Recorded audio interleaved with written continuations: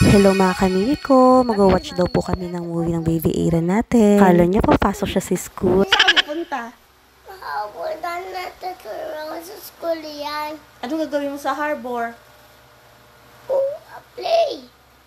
Play ba tayo or watch ba?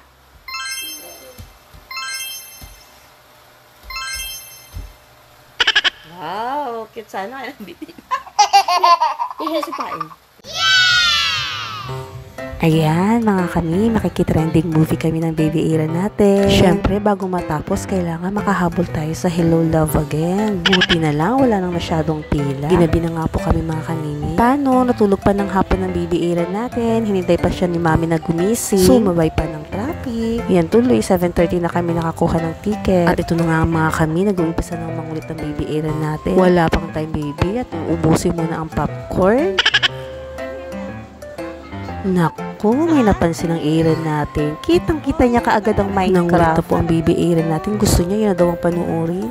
Kaya lang, baby, next year pa yan. April pa. At isa pa, may nakita pa siyang isa, ang Moana.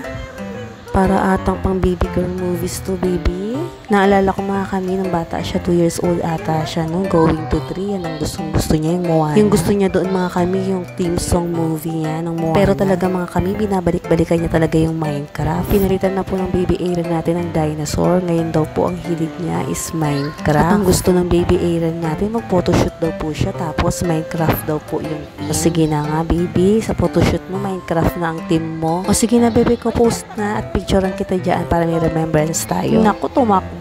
Bumalik pa rin sa Minecraft mga kami. Doon daw po talaga siya magpapapicture mga kami. At nag-post pa nga. Wow! At ayan na nga po mga kamimi ko. Excited na kami ng Baby Aaron, ng Ola, at ng Mami. Huwag kang mangungulit baby ha, para naman kiligin kami ni Ola. natin para mapabilis yung oras. Excited na ako makarating sa future natin. Tuwang-tuwa siya dyan mga kami kasi sabi niya ang laki daw ng TV.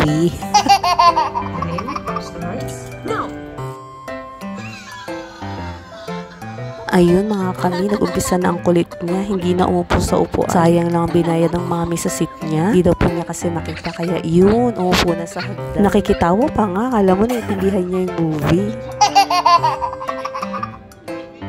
Titingnan niya muna po mga kami yung paligid at yung mga tao kung magtatawanan. At pag nagtawanan, ayun, makikitawa din siya.